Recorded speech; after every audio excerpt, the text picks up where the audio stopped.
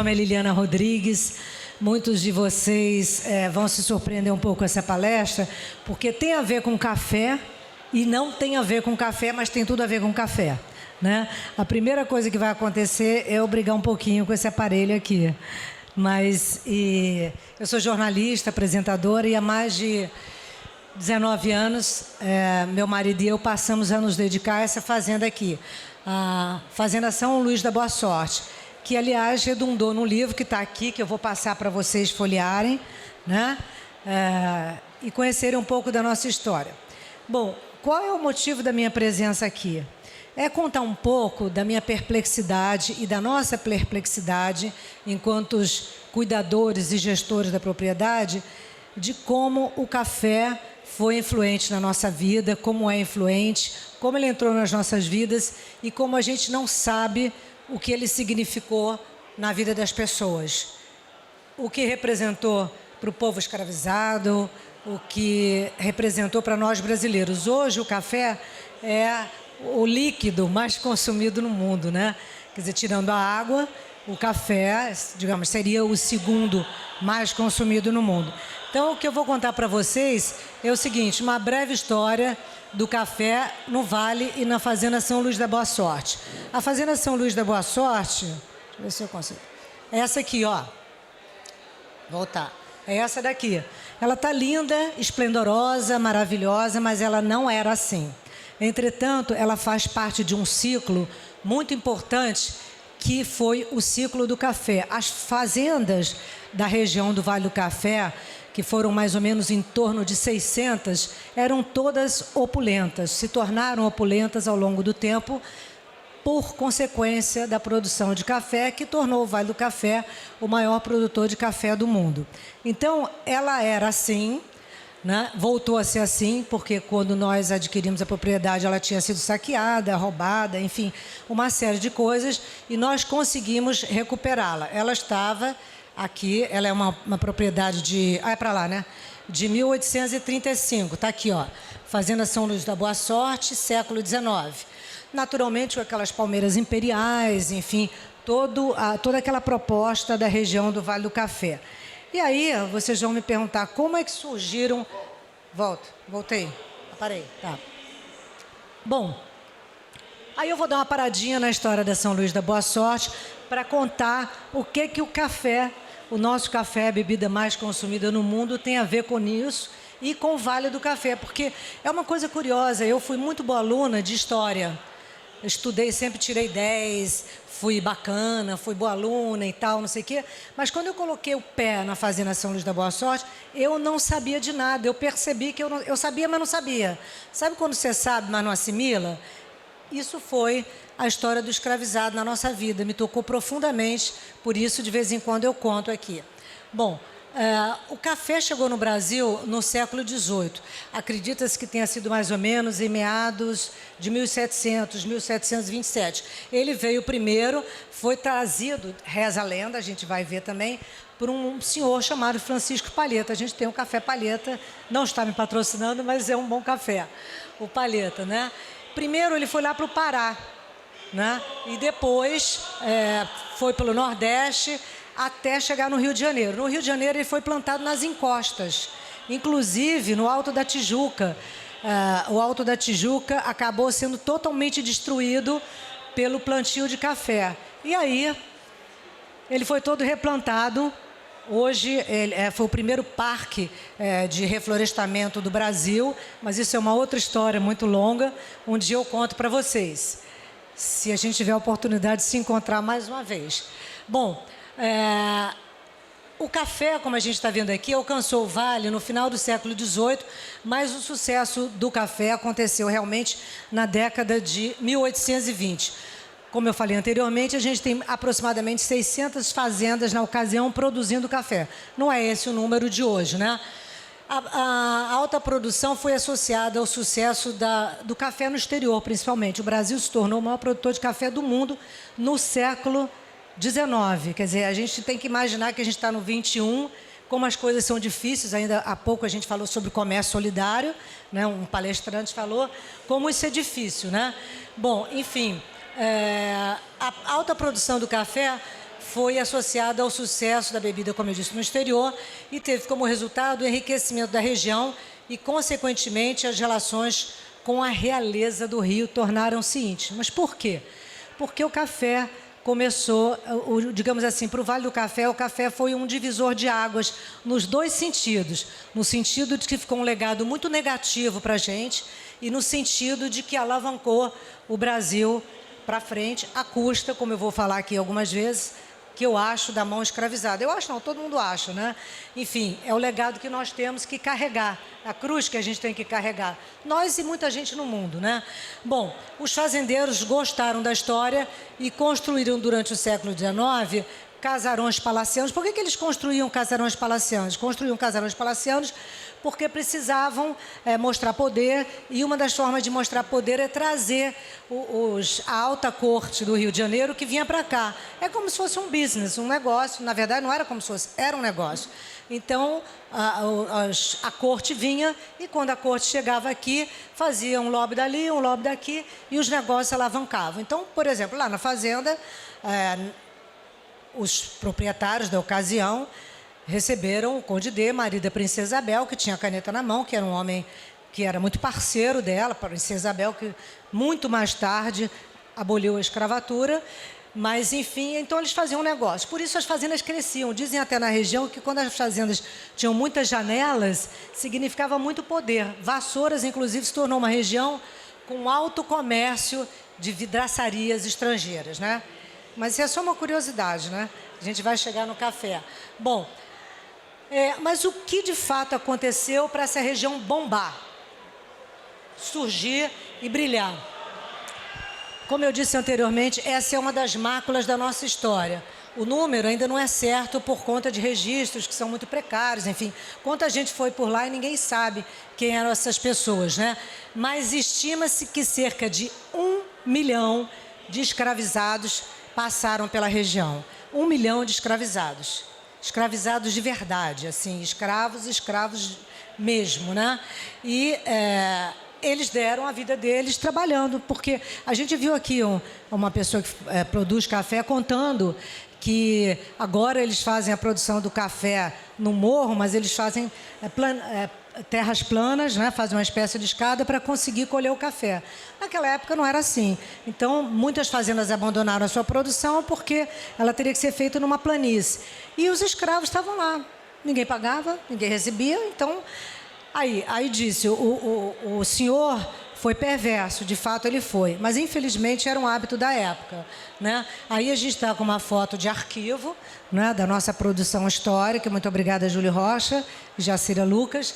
E é uma produção, é uma foto típica da época. Você vê que as pessoas têm esse olhar triste, né? Enfim, embora o escravizado, hoje a gente não chama de escravo, chama de escravizado, não chama de negro, chama de preto, né? Enfim, ele tenha toda a sua dignidade. Bom, só para vocês terem uma ideia, eu acho que eu vou fazer uma coisinha um pouco perversa, mas é necessário. Essas pessoas eram tratadas como semoventes. Todo mundo aprendeu aqui o que é semovente na escola, mas semovente é aquele... O que é um semovente? Por que ele se chama semovente? Para o dono das terras, essa palavra representava tudo que era seu e por um acaso se movia. Então, o semovente podia ser um cachorro, podia ser um gato, podia ser um sapo. E o escravo era um semovente. Ele era vendido daquela forma. Então, ele não era nada, sabe? Então, ele obedecia a ordem. Muitas vezes se revoltou, causou ceifou milhares de vidas, mas ele foi muito vilipendiado. E esse escravo veio de muitas partes do mundo. Então, só para vocês terem uma ideia do que era um semovente, eu vou mostrar aqui, olha, a seguir nós temos uma série de anúncios para ratificar o que aconteceu no país naquele momento. Então, só para vocês terem uma ideia de como o escravizado era tratado, vamos ver o que é o semovente, como o escravizado era tratado. Isso não foi só no Brasil, não. Isso foi no mundo inteiro. Então, deixa lá. Quer ver? Um anúncio aqui. Espera aí. Eita. Aqui. Ah, não. Volta aqui.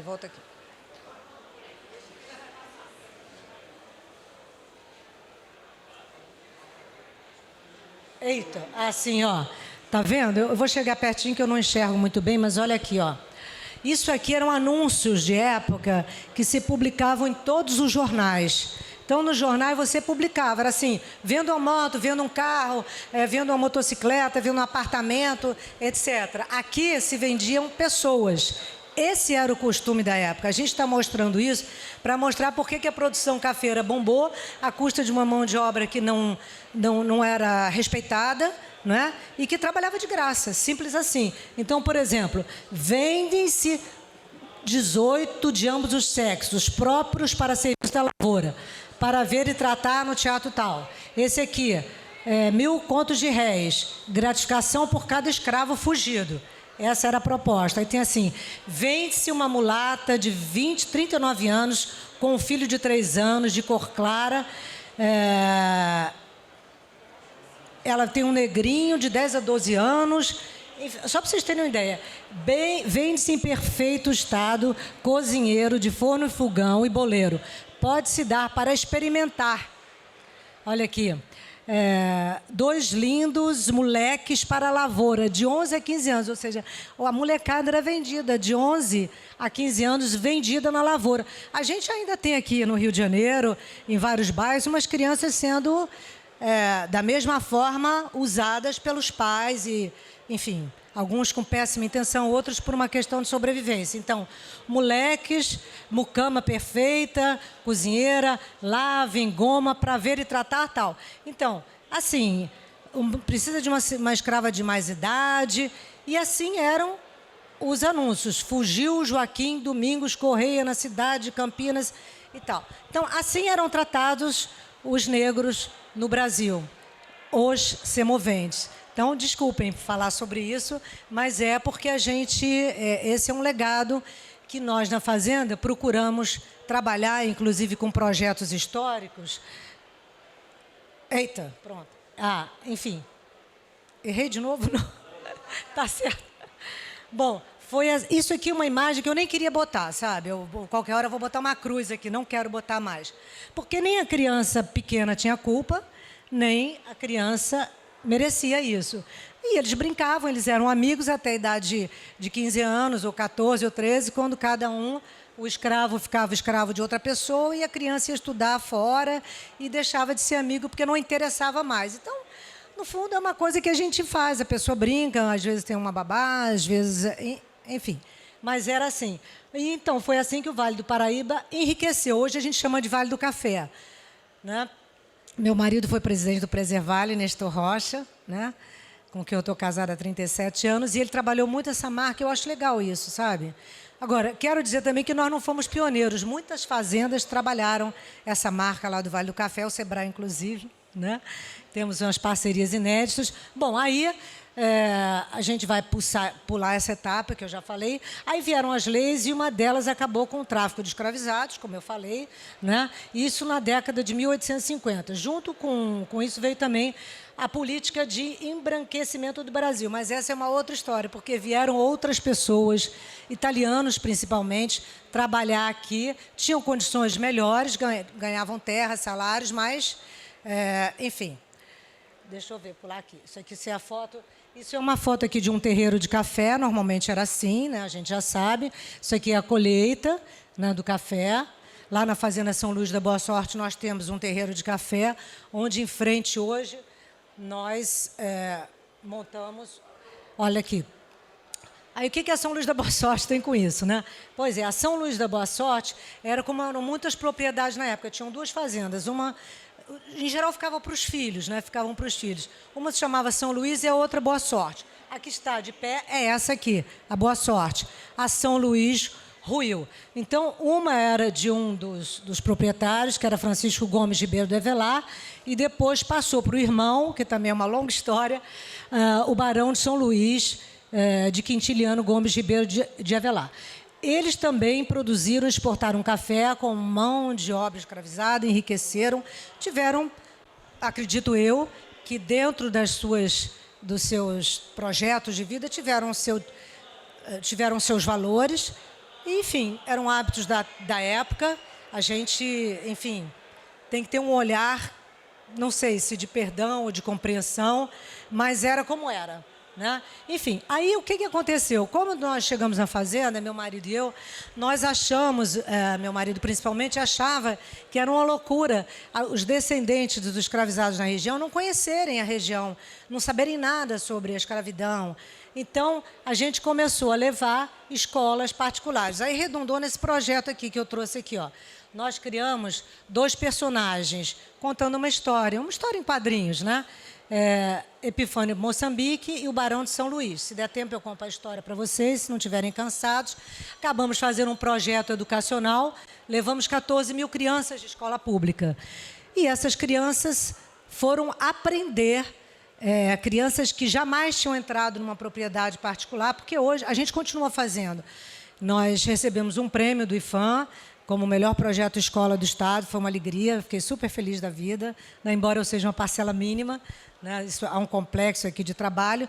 Enfim, e aí, um belo dia, fomos visitar um museu de Santos. Começamos a pensar no café, por que a gente não mostra o café, como é que a gente está numa fazenda de café e não mostra o café. Surgiu a ideia de criar o Museu do Café, que foi também do meu marido, e eu tive aqui a ajuda da produção da minha irmã, Jacira Lucas, e do Júlio Rocha, enfim, e toda uma equipe de trabalho aqui. Foi criada o Museu do Café. Esse Museu do Café é o único museu do Estado. Ele é um museu... Mudo, né? Pois é, estou parada aqui. O Museu do Café, ó... Enfim, o Museu do Café... O que é, Júlio? Antes desse tem o quê? Peraí. Eu não sou técnica, tá vendo? Para frente ou para trás? Para frente. Bom, esse Museu do Café funciona hoje na Fazenda São Luís da Boa Sorte e é um dos projetos que a gente tem mais orgulho. Por quê? Eu até trouxe um café aqui, eu pedi para trazerem da fazenda, uma pessoa veio correndo de carro, porque eu ia dar para vocês provarem, sabe? Tem cheirinho e tudo. Só que em vez de me darem a planta, me deram um café já coado assim. É porque a ideia era passar para vocês morderem, porque ele é docinho. Recentemente, nós recebemos na fazenda a visita do Ailton Krenak, que é um indigenista, que, enfim, reconhecido mundialmente, que tem um legado importante. E ele, enfim, participou da Constituição Brasileira, foi lá de cara pintada, uma história fantástica. E, por incrível que pareça, eu morando na fazenda, eu nunca tinha experimentado um café. Aí eu mordi e provei. O café é bem gostoso, é bem docinho, uma delícia. Bom, voltando ao nosso assunto, esse aqui é o nosso Museu do Café. Então, o Museu do Café, ele está hoje aberto ao público, ele é uma proposta de resgate da história do café no Vale. Atrás do museu a gente tem uma plantação que nós fizemos. Qual é o tipo de café lá, Nestor? Arábica, é o arábica. A minha vizinha lá conhece melhor do que eu, né, Josefina? Arábica. Enfim, o arábica a gente mostrou para... Porque, por incrível que pareça, às vezes você diz assim, a criança não conhece uma vaca. Ela pode não conhecer uma vaca, conhece, nunca viu café. Eu garanto a vocês que ninguém aqui nunca mordeu um café. Quem mordeu? Ah, já tem 4 aqui, em natura, 5, né? Mas, ó, então, eu ia dar hoje para morder, mas não deu, mandaram errado. Enfim, então nós criamos o Museu do Café, onde a gente procura resgatar a história do café. Nós temos um longo projeto pela frente, a cada dia que passa nós procuramos evoluir e trazer a nossa história. Então, a gente tem peças emblemáticas, algumas cedidas por colecionadores, outras que nós fomos resgatando ao longo do tempo, outras que nós achamos lá, e a gente conta a história do café lá. Paralelamente, a gente achou muito injusto não contar, junto com a história do café, não contar a história dessas pessoas que criaram o café, assim, que deram a vida, que são os escravizados. Então, a gente criou esse memorial. Dentro do que foi uma antiga senzala, nós criamos um memorial do escravizado. Aí ficou aquela polêmica. Os alunos vão entrar ou não vão entrar? Eles podem entrar. Então, as escolas decidem o que elas querem fazer. Obviamente, a gente tem um programa para criança de 5, de 10, de 15... e para as crianças que inauguraram esse museu, que foram as crianças de escola pública. Então, a gente tem personagens emblemáticos, e são máscaras africanas, a gente tem uma coleção enorme. Estamos ampliando o projeto, né? Pode passar. E aí a gente conta a história. Lá dentro a gente tem alguns instrumentos que eu acho que eu não coloquei aqui porque eu achei muito forte, que eram os instrumentos de tortura que as pessoas usavam para prender escravizados e tudo mais. Então está aqui o Museu do Café, né? Se Deus quiser e a Virgem ajudar, o Museu do Café vai sediar agora em novembro, em parceria com a nossa querida Martina, nosso Antônio, um evento de café. Olha, esse aqui que eu queria trazer, tá vendo esse café aqui, bonitinho? Esse é o que eu queria trazer para a gente provar aqui. Então, hoje o Museu do Café é o único museu do café do estado do Rio de Janeiro. E ele é muito visitado por isso. Paralelamente, nós fomos fazendo outras coisas que a gente considera bem interessantes em relação à sustentabilidade. Então, a gente tem um projeto lá, olha, tá vendo? Esse aqui é do café. A gente tem um projeto lá chamado Mata d'Água, onde a gente está em parceria com universidades. Por que aconteceu lá na região? Quando acabou o café, começaram a criar gado, e o gado pisa na terra, sabe? E ele vai pisando, pisando, pisando, quando você vai ver, está igual um cimento, não entra água de jeito nenhum. Então, nós separamos uma área lá. Enfim. Então, é isso.